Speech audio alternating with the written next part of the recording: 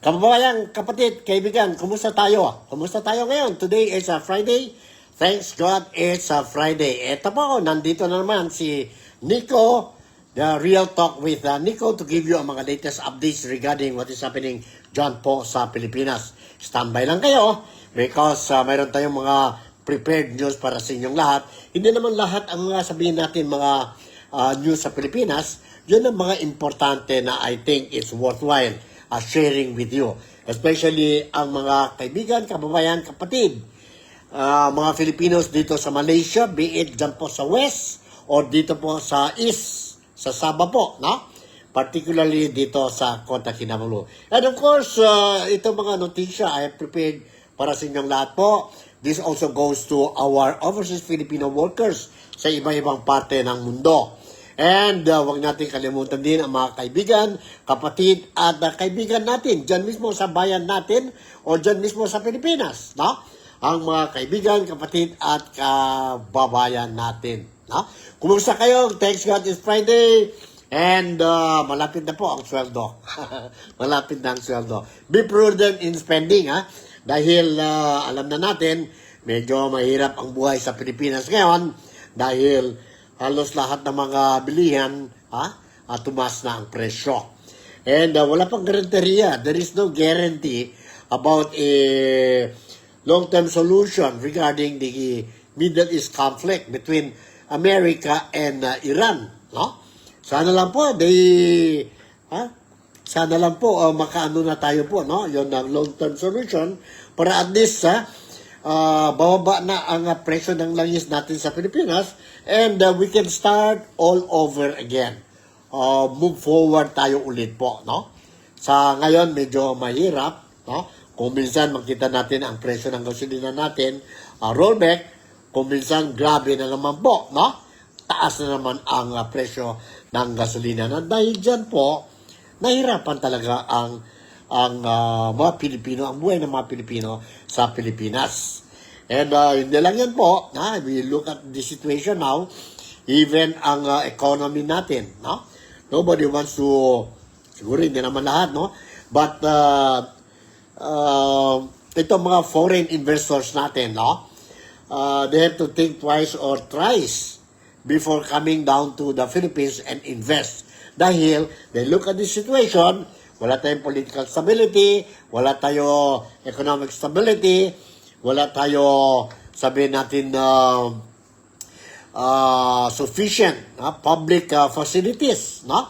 Ang kuryente natin po, mataas ang presyo, ang tarif ng kuryente, mataas talaga po, ang tubig. Yet we are experiencing disturbances of water supply,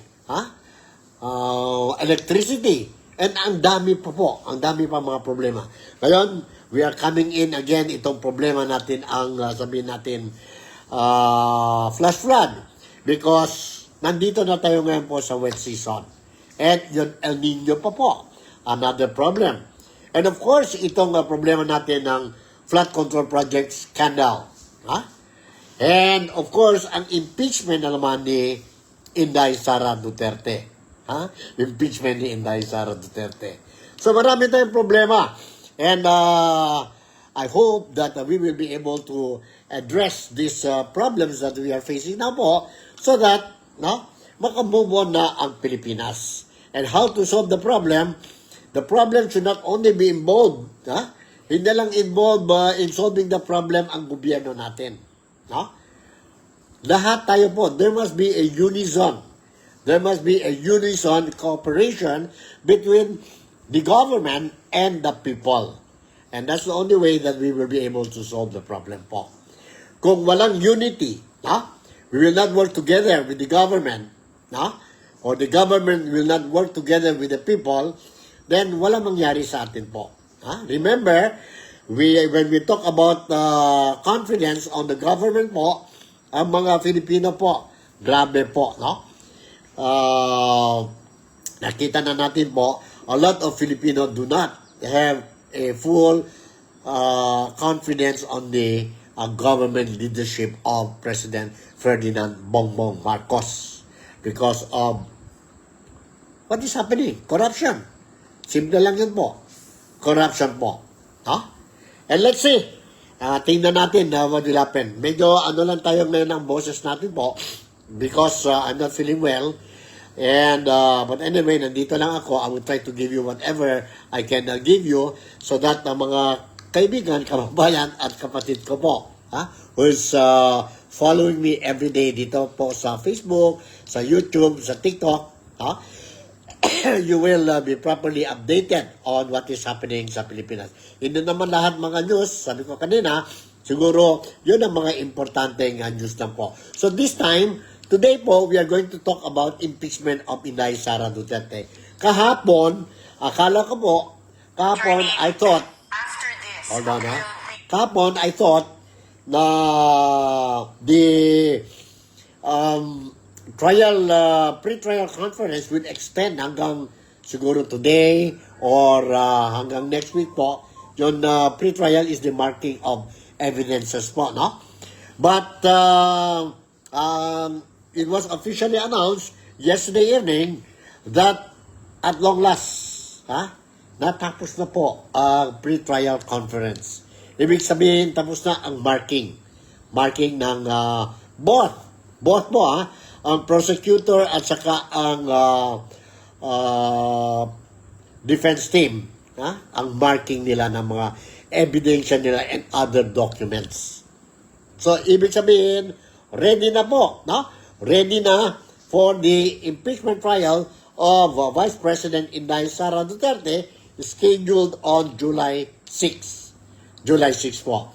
So, let me share with you itong report galing sa Manila po regarding itong pre-trial conference po, no? Pre-trial conference, and it will confirm to you po na natapos na po ang pre-trial conference kahapon po. Hold on.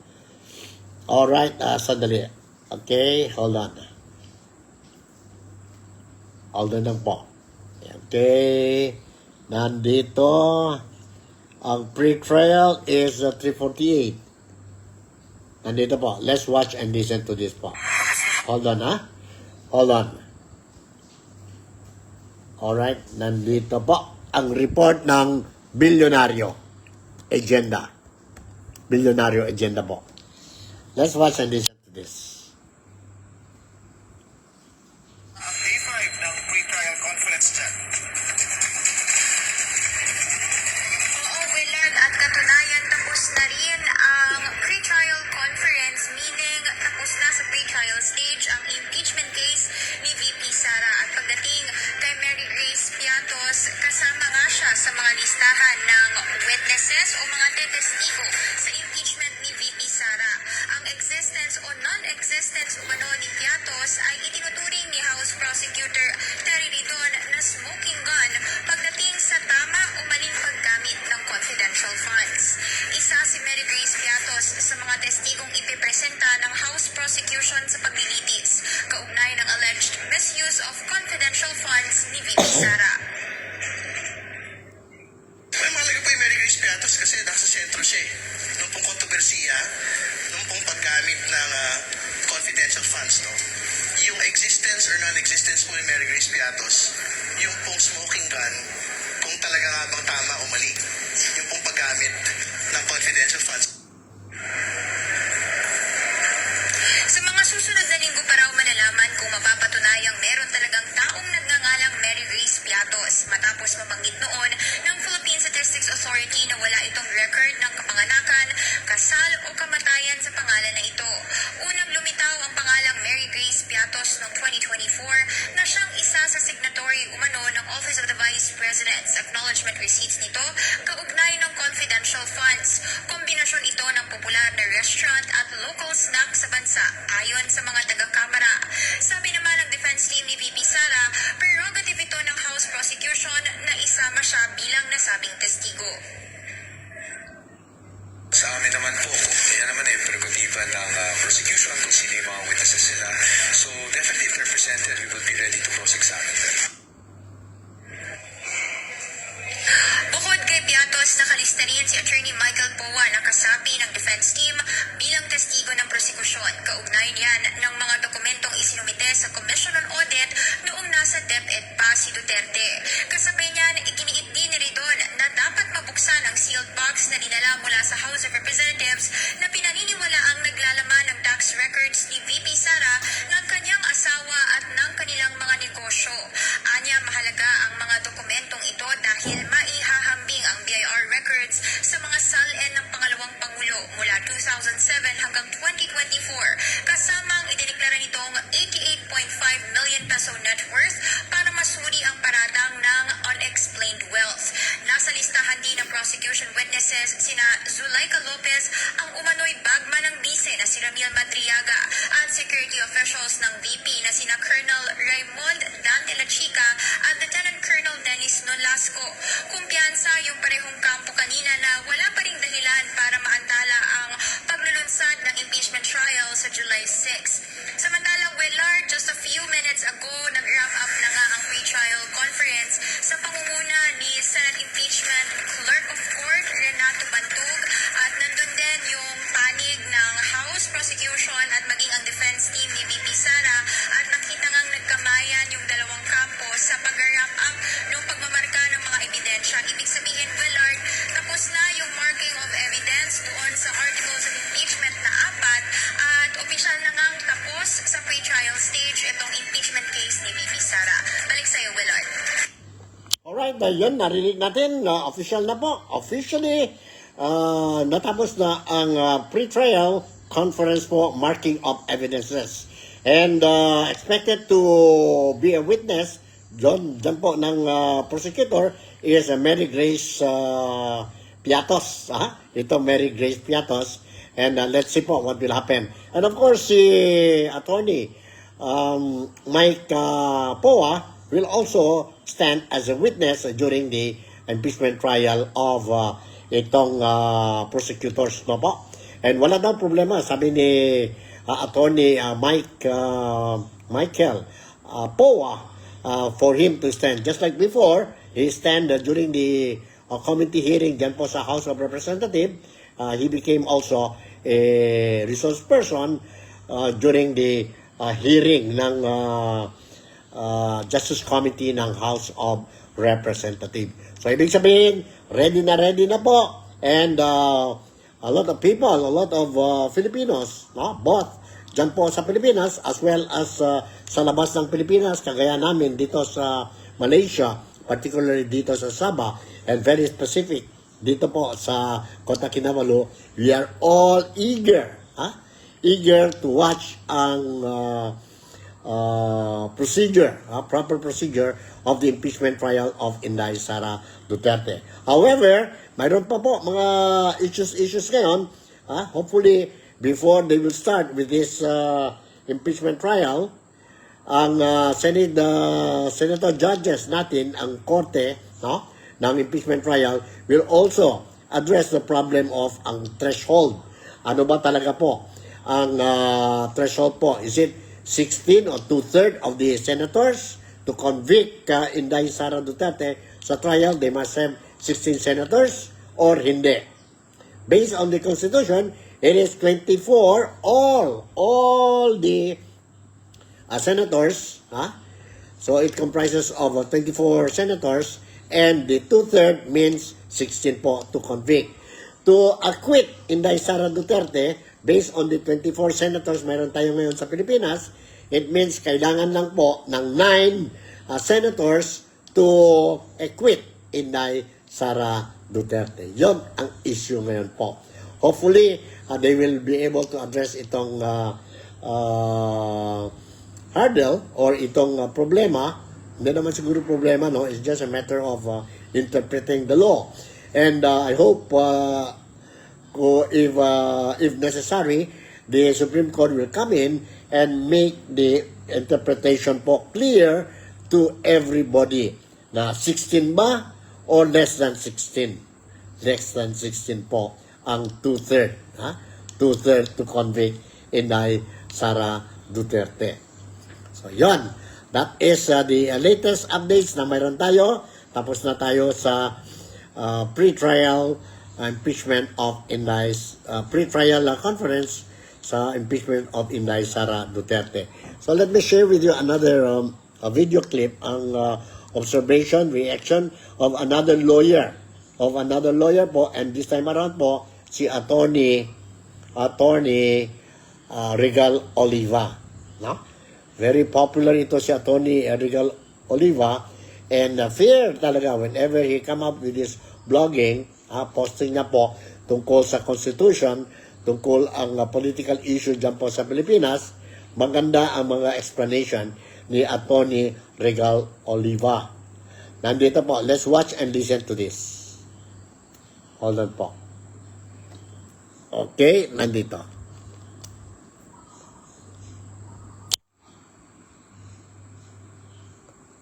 Sa social media, marami na ang nagdedeklara ng winner.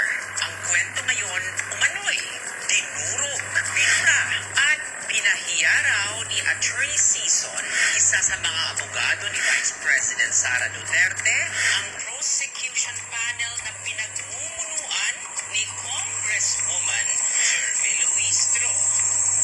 Kung babasahin mo ang mga posts, parang tapos na ang impeachment. Parang may nanalo na.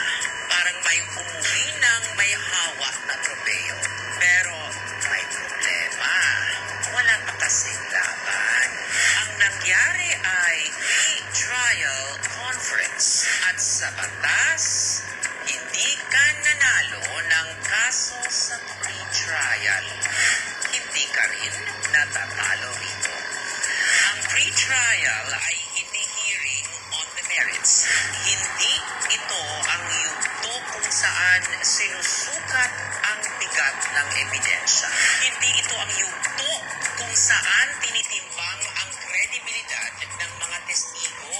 Hindi ito ang yugto kung saan nagpapasya ang impeachment court kung may pananagutan o wala ang respondent. Sa madaling salita, hindi pa ito ang gera. Inaayos pa lamang ang magiging gera. Dito, pumapasok ang tinatawag na pre-marking of evidence. Kapag may daan-daang dokumento ang prosecution at daan-daang din dokumento ang defense, kailangan malaman ng lahat kung alin ang Exhibit A, Exhibit B, Exhibit C, at iba pa. Organization lamang yan, hindi admission of evidence. Hindi dahil namarkahan ang isang dokumento bilang Exhibit A, ay otomatiko na itong ebidensya. Sa actual trial pa rin, pagdedesisyonan kung admissible, relevant material at may probative value ba ito. May isa pang usapin. Narinig ko ang ilan na nagsasabing kapag hindi na isama ang witness sa pre-trial, tapos na. Hindi pwedeng tumistigo. Hindi rin po yan ganap na tama. Totoo, discouraged ang surprise witnesses. The rules favor disclosure and fairness. Pero impeachment is not an ordinary civil action. Isa itong constitutional proceeding na may napakalaking public interest component. Kung sa kalagitnaan ng paglilitis ay may whistleblower na lumutang, may insider na magsalita, may dokumentong ngayon lamang natuklasan o may bagong pangyayaring direktang may kinalaman sa kaso, maaaring payagan ng impeachment court ang presentasyon nito, subject of course sa due process at karapatan ng kabilang panig na makasagot. Kaya huwag muna tayong magdeklara ng knockout. Wala pang witness na na-cross-examine. Wala pang evidentiary rulings. Wala pang findings of fact. Wala pang judgment. Wala pang boto. Sa ngayon, ang nangyayari pa lamang ay inaayos ang chessboard. At sa impeachment gaya sa korte, hindi ang pinakamalakas magsalita sa pre-trial ang nanalo. Hindi rin ang pinakamalakas pumalakpak sa social media. Ang nananalo ay yung ebidensyang tumatagal hanggang sa huling boto. Kaya sa mga nagdedeklara na nag-knockout, pagalma lang, wala pang round 1. Alright, yun, narinig natin si Attorney Regal Oliva. Oliva po. Hindi pa nakumpisa ang trial. It will be on July 6 po. And once it will start, then dyan na po, makita natin po, no? Ang mga ebidensya and will continue going on itong interpellation nila, ang mga question and answer, no? Sa mga witnesses, and then they will make the final judgment po, whether to convict or to acquit si Inday Sara Duterte sa kanyang impeachment trial. So far, sa ngayon po, hindi ibig sabihin tapos na ang pre-trial na conference na mayroon na nanalo. Sabi nga ni Attorney Regal Oliva. Hindi pa nakumpisa ang giyera. Sabi niya, ang giyera makumpisa lang po on July 6. So abangan natin itong July 6 po.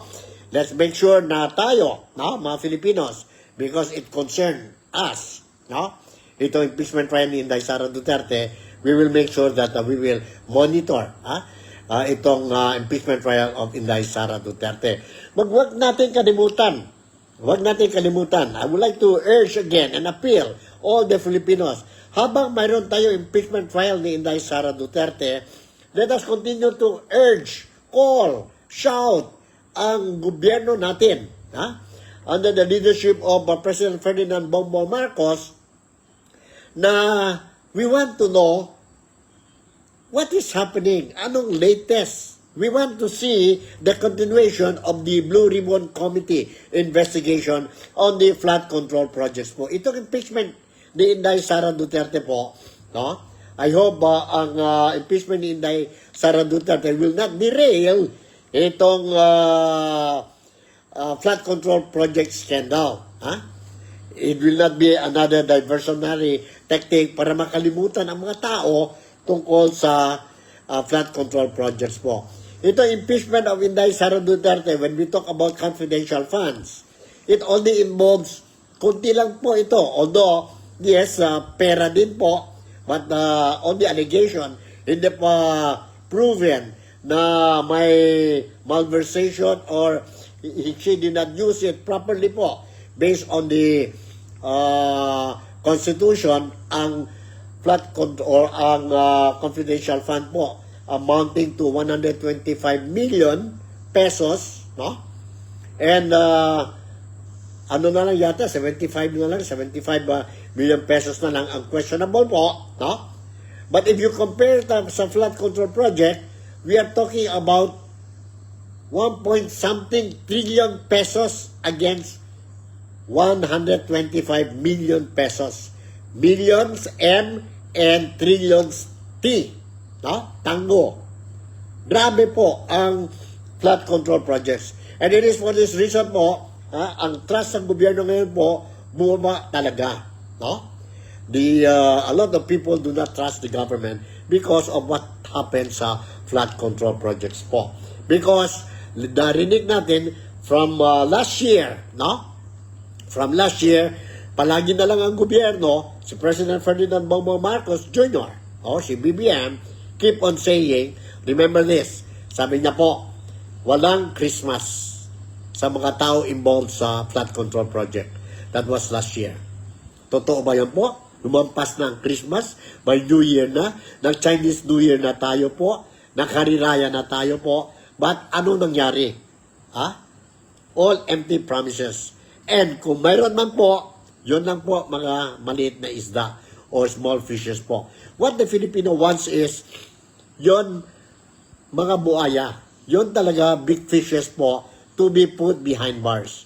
Ang dami na mga allegations made by, for example, ang 18 Marine soldiers plus 4, they already came out openly sa affidavit nila po, saying that they know something about these deliveries of money inside the suitcases o sa mga maleta po because they are the ones who deliver the money sa mga politicians po natin.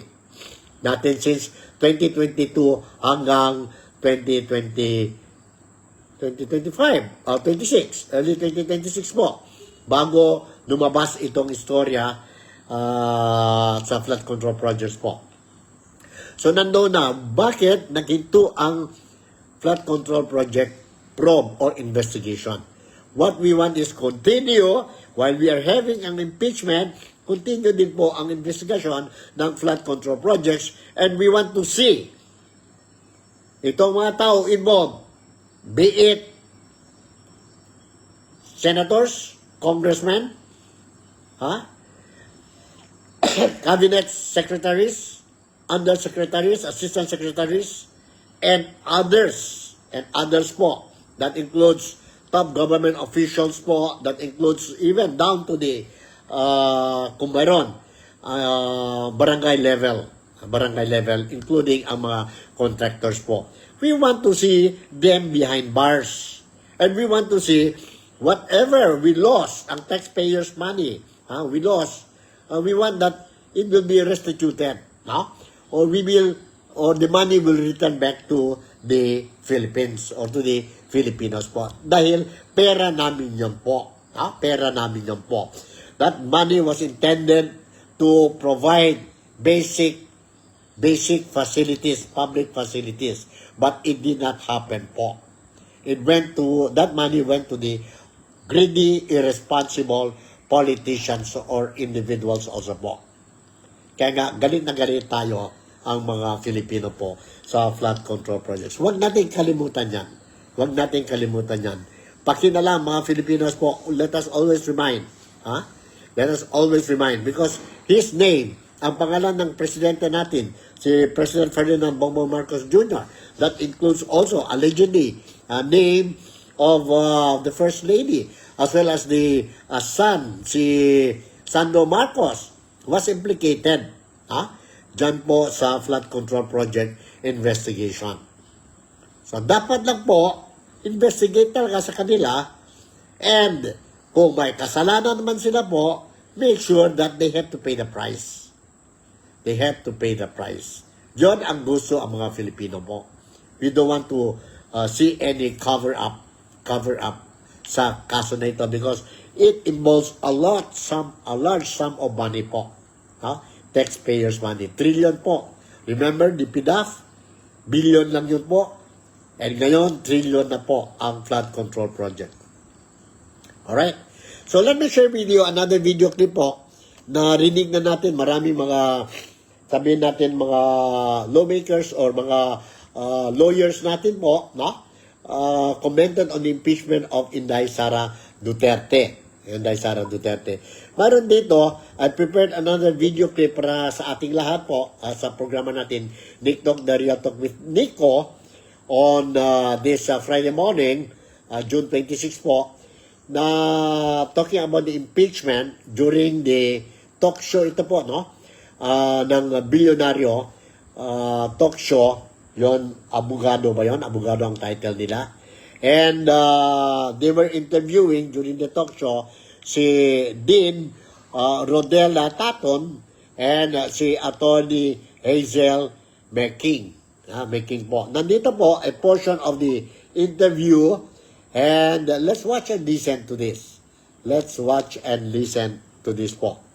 Hold on, Alright, nandito po. So, on this you will have an idea. You will have an idea. Hold on. Alright, nandito po. Okay, sandali. Okay, let's watch and listen to this. Alright.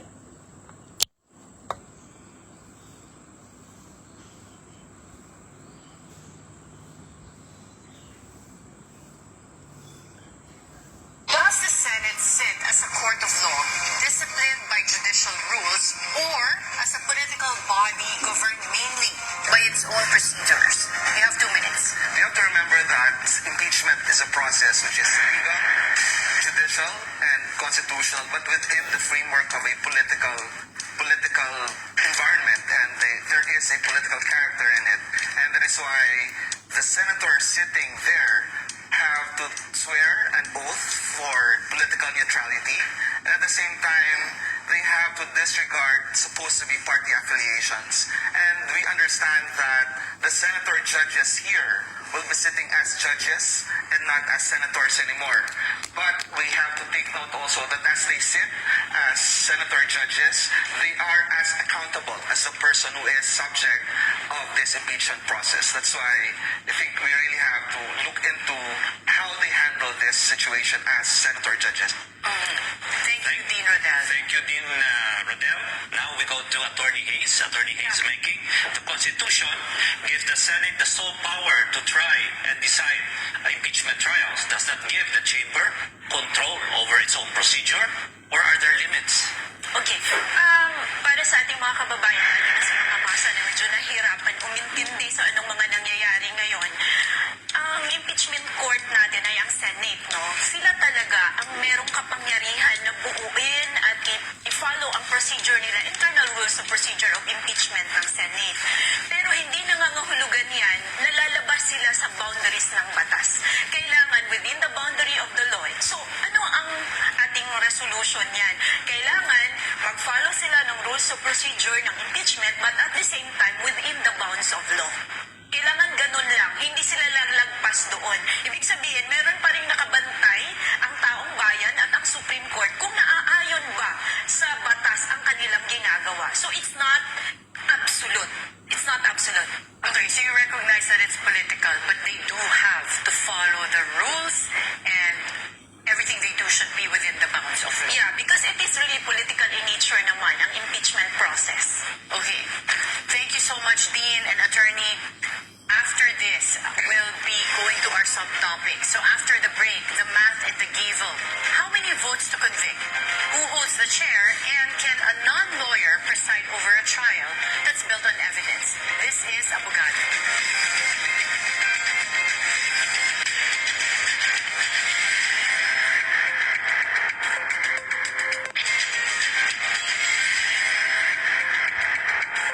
We're back. You're still watching Abogado. On the table tonight, how should the Senate sit as an impeachment court? With us, Dean Rodel Taton and the Abogado ng Bayan, Attorney Hayes Menke. Let us start with the numbers. Conviction with 16 votes, or 2/3 of all 24 senators. Not just those present, but all those elected. So, for Vice President, the Senate presides the rules and still votes whether the role be delegated or held by a non-lawyer remains unsettled. Dean Rodel, should an empty chair really tilt the scale towards acquittal? Or does measuring the threshold against all 24 senators quietly stretch the 2/3 rule past its purpose? And of course, we're referring doon sa mga kulang, wala, at merong ding detained. I think this is a very relevant question because ang taong bayan ay nagtatanong din, halimbawa, with the senator that is within the bounds of detention, another person is considered to be a fugitive from justice by definition of the law.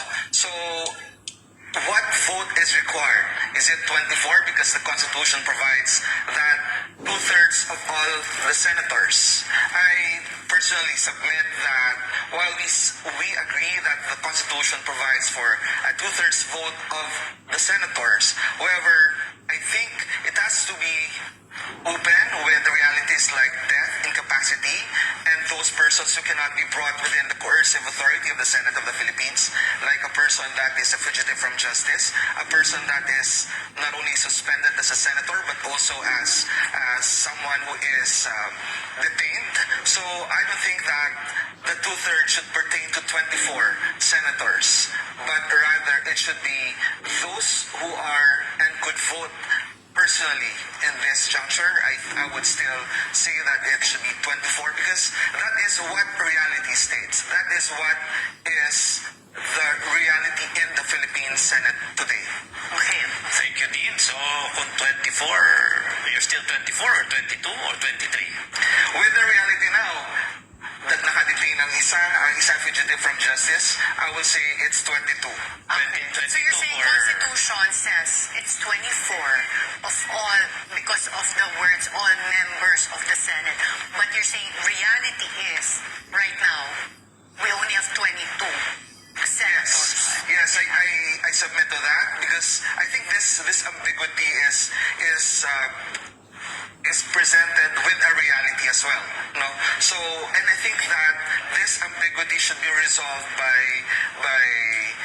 avoiding these inconsistencies within the reality and the Constitution. We have to reconcile what is under the law and what is in accordance with the actual real events in the Philippines as a country. So what is happening right now, what will Yes. make it absurd? No? So anyway, we go to Attorney Hayes. Are you agreeable naman, Attorney Hayes, payag ka ba doon? Can a senator judge who is detained or evading arrest still sit and vote? On what legal basis can the court allow or reject it? Thank you, Attorney. Yung una muna, dito tayo sa masa, no? Kasi ang daming tanong ng masa. Bilang abogado ng bayan, ang dami kong natatanggap na mga tanong. Ano nga ba ang actual na situation ngayon ng Pilipinas? Okay, we have 24 senators. Okay, sa ating mga kababayan, medyo nahihirapan na umintindi. 24 ang ating senators. Kalahati niyan, 12. How to make majority? Plus 1, 13. Simple math. Okay, kindergarten. Everybody can understand that. 13 ang majority. Pero paano ngayon nangyari na nasasabi nila sila ang majority? Because kinonsider nila si Senator Jinggoy na nasa kulungan at si Senator Bato na nag-evade daw ng arrest, hindi considered sa bilang. So 24 minus 2, 22 na lang. Ano ang majority ng 22? 11 plus 1, 12. Ngayon, are they constituting 12? Yes, sabi nila, oo, kami nga ang majority kasi according sa case ni Avelino versus sino yun? Cuenco, ang sabi ng Supreme Court, kapag ang ibang members ng senators, ang mga ibang senators ay wala dito, nasa abroad, namatay, nasa hospital, hindi makabangon, hindi maka-join sa session, they are considered hindi kasama sa counting. So, ang i-divide mo yung nandoon laang sa Senado at i-divide mo yan ng half plus 1. Now, question. That goes to your question, Attorney. Attorney Howard is asking, sabi niya, agree ba daw ako doon? Ako ay disagree. Bakit? Si Senator Bato kasi, hindi naman sinabi ng batas na namatay na siya. Okay? Kasi susundan natin ang kaso ni Avelino versus Cuenco. Hindi siya namatay. Wala siya sa abroad. Hindi siya nasa kulungan na non-bailable offense. Okay? So wala siya doon sa tatlo. But hindi siya nag-resign. No question, this will now go to a constitutional question. Yun bang sinasabi nilang nag-evade daw ng arrest from the ICC, hindi sa Pilipinas na case, yung doon lang sa ICC, considered na ba yan na absent in the eyes of the law and considered not to be counted as part of the number of the senators? Okay. Well, Attorney Hayes, since you had less of your time, hindi mo naman ginamit yung buong 2 minutes mo kanina. Oo. I'll give you extra time. Thank you for that, Attorney So, Karen. on that note, you're asking that question. So, ano nga, how do we classify For me, Senator Bato Senator right now? Bato must be included kasi wala pang final definition kung ano talaga yung status niyan. Nag-evade nga ba talaga siya? Will that be considered yung ICC warrant? O was it a valid equivalent doon? Kasi talagang iba mga kaibigan eh. Yung nangyari sa Avelino versus Cuenco, si Senate President Avelino doon, nag-delay siya delay siya sa kanilang proceeding, hindi niya minadali. So, walang trust na ang members ng Senate, kaya siya tinanggal. So, they elected a new Senate President. This is not a fundamental similarity. There is no fundamental similarity sa case ngayon ng Senate natin sa nangyari noon. Yeah. Well, I guess like a part Alright, yan po, narinig natin ang mga opinyon ni Attorney Hazel Making and Dean, si Tato. Si Tato was saying, bababa na po ang dahil wala na si Senator Jinggoy Estrada who's not detained, and si Senator Bato de la Rosa is so-called hiding, no? So, 22 na lang daw ang senators ng Pilipinas ngayon. But the Constitution says all senators. And when we talk about all senators, it means 24 senators. And ang threshold should be 16. Should be 16 po. Sabi naman ni Atty. Hazel, ano sabi niya po, it should be 24, it should be 24 po dahil si Senator Bato de la Rosa is still a senator, elected senator ng Pilipinas, and hindi siya nag-resign, hindi siya namatay, no? And nandito pa siya sa jurisdiction ng Pilipinas po, no? Jurisdiction ng Pilipinas. The same thing goes with Senator Jinggoy Estrada. Sa quorum naman, sa 13, yon na 13 and 12, no? Medyo tapos na yan po dahil the other day may struggle na yun, leadership struggle dyan po sa Senado, and ang grupo ni SP Gatchalian, no, they became officially, or he became official elected Senate president because he managed to get the 13 votes. 13 votes po to be legally elected as the Senate President ng Pilipinas. Po. But anyway, let's see po what will happen. Marami na. A lot of people are talking about these things. And so, for the people, not to be confused, let's wait for, sana lang po, ang Supreme Court will come in and make the final decision whether 24 or 22. 22 po ang senador ng Pilipinas po. So, yon ang mga issues natin dyan po sa impeachment in Sara Duterte. And sana lang po, before the proper trial hearing sa July 6 po, they will be able to solve this problem of threshold po. So, yan ang latest updates na mayroon tayo dito sa sabihin natin tungkol sa impeachment trial of Inday Sara Duterte. Mayroon dito, I want to share with you a news article po. Senate races to keep VP Sara impeachment trial on track for July 6. The pre-trial order for the impeachment trial of Vice President Sara Duterte must be released by Monday or Tuesday next week as the scheduled start of the trial becomes tight due to the prolonged marking of evidence. Senate Impeachment Court Secretary Renato Bantug said that while the start of the impeachment trial on July 6 remains feasible, the schedule has already become tight as the pre-trial conference stretches into its fourth day last Wednesday and ended yesterday po. While it may be difficult on the part of the court, on the part of the staff, at this point, the July 6 as the start of the trial proper is not yet an impossibility. The tight but not impossible. Tight but not impossible, Bantug said po. So most likely, nakikita natin po that it will be on July 6. So, tingnan natin, what will happen. But everybody are eager, excited and eager to watch and monitor itong impeachment trial of Inday Sara Duterte sa July 6. So yun ang latest updates natin tungkol sa impeachment trial of Inday Sara Duterte, tungkol naman po sa other political updates dyan po sa Pilipinas. I will continue to monitor whatever updates mayroon sa Pilipinas po today, tomorrow, or the days to come. I will make sure po kung sakali mayroon mga importante notisya, itong Nick Talk, the Real Talk with Nico, I will make sure that kayo po, mga kaibigan, kababayan at kapatid ko po dito sa Nick Talk, the Real Talk with Nico, you will be informed immediately. I might not be able to give you ang breaking news, but definitely whatever news I'm going to share with you dito sa programa natin po, it will still be fresh. Alright? So, mas yung paano, I hope I managed to entertain and give you the most updated political stories sa Pilipinas po. And siguro hanggang dito na lang muna ang programa natin on a Friday morning. Thanks God, it's Friday.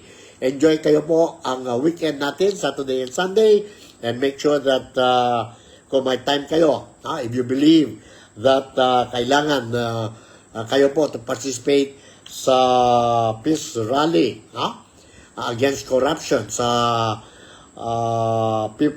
People's Power Monument sa EDSA on Sunday, June 28 po, please do so po. Para at least mas stronger ang boses ng masa when we express our disappointment natin po, no? Tungkol sa how things are being managed by our government, BBM government po, ngayon po. So with this, once again, si Rico Fabian would like to say thank you very much for making me a part of your day today. Head of Malaysia, Sababole, mabuhay ang Pilipinas. God bless the world. I'll see you in my next episode. Bye, and you take care. I love you. Ingat lang.